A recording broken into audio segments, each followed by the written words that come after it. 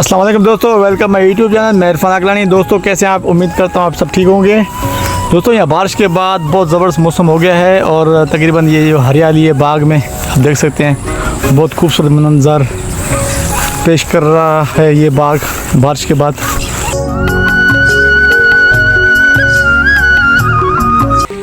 ये जो दरख्त है ये फालसे का दरख्त है।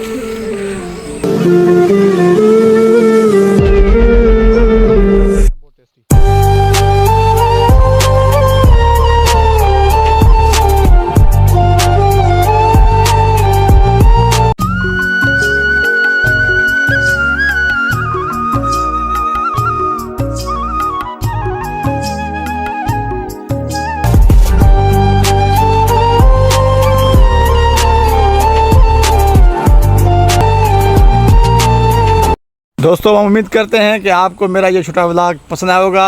अगर आपको ये मेरी छोटी कावश पसंद आई है तो मेरे चैनल को सब्सक्राइब कीजिएगा, लाइक कीजिएगा। बहुत शुक्रिया।